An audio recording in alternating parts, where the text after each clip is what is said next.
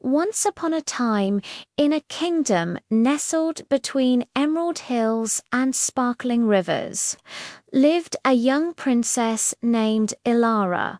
Her life was filled with luxury, but she longed for adventure.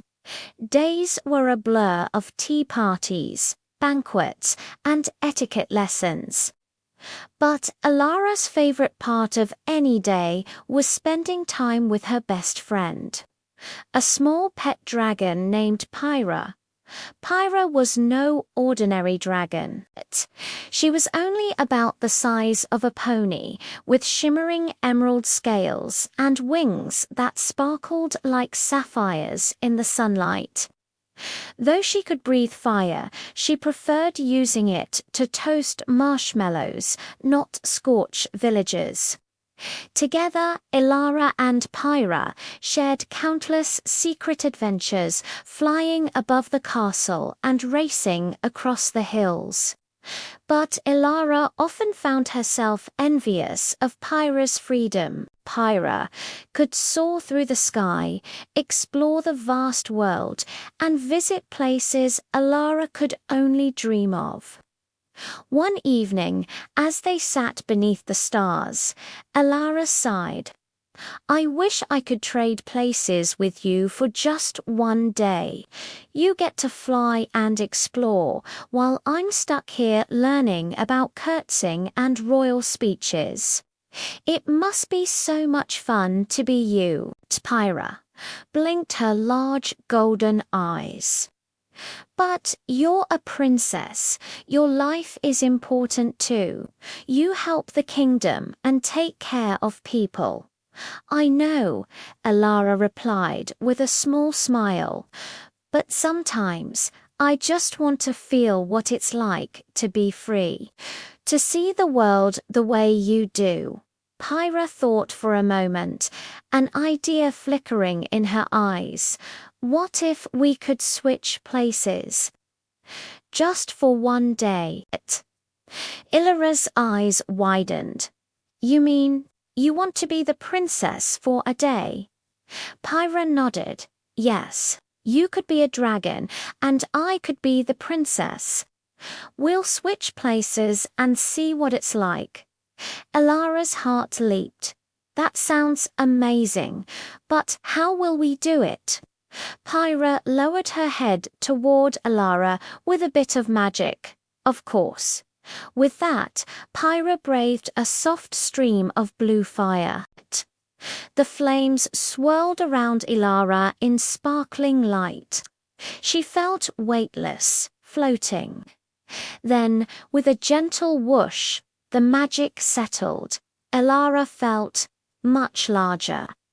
Her arms were covered in smooth, glimmering scales.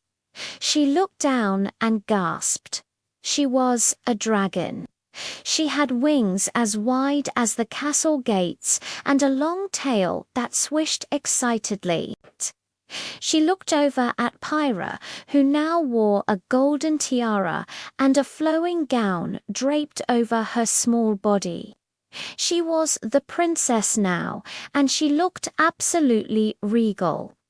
"Wow," Ilara said, her voice a bit deeper than usual. "This is incredible." Pyra gave a small, wobbly royal curtsy. "It certainly feels strange. I have to admit, I prefer flying, but this should be fun." And with that, their adventure began. The moment Ilara's new wings unfurled, she launched herself into the sky. The wind rushed past, and she felt a freedom she had never known.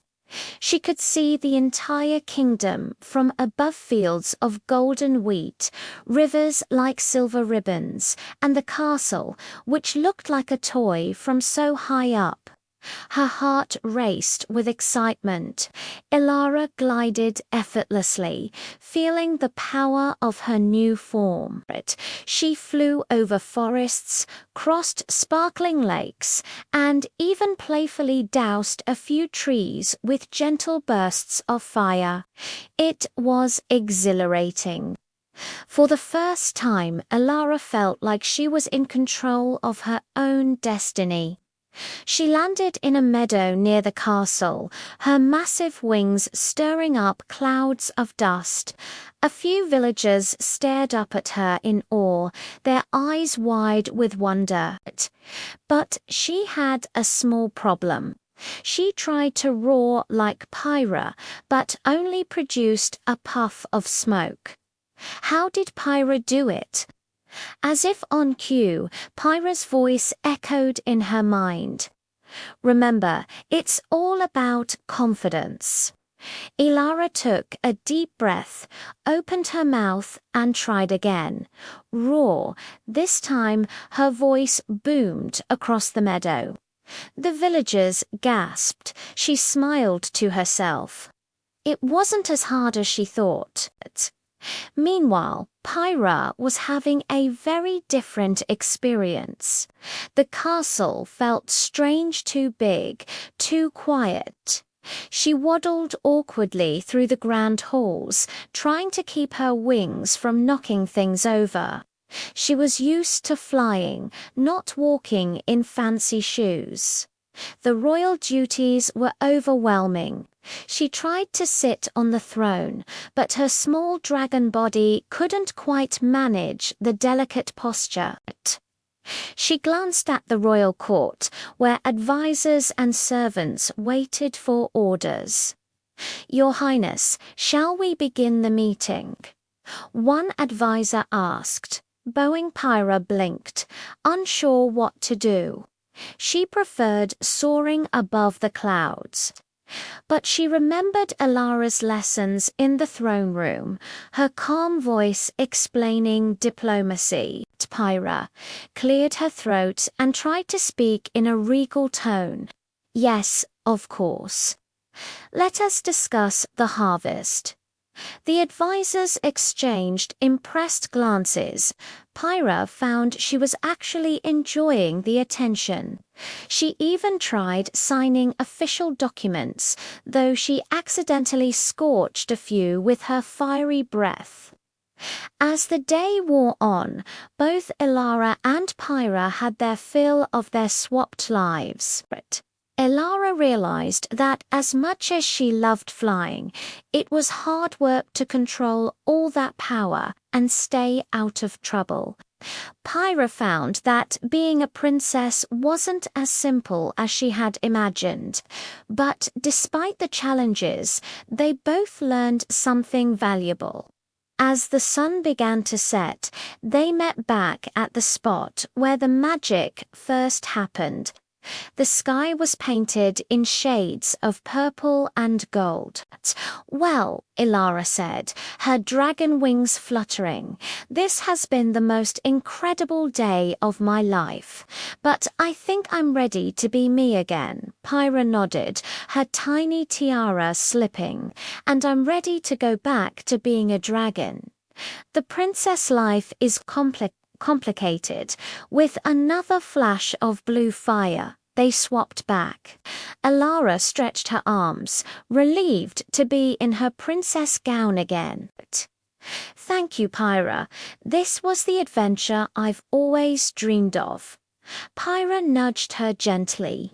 "I'm glad we did it, Elara, but remember, your life as a princess is special too. You get to do things I could never do." Elara nodded, her eyes sparkling. "And you'll always be my best friend, no matter what form you take." But as they walked back to the castle, side by side, they both realized their true magic wasn't in changing places, but in the adventures they could share no matter who they were. Thank you for watching. If you enjoyed this story, don't forget to like, subscribe, and hit the bell to join us for more adventures. See you next time.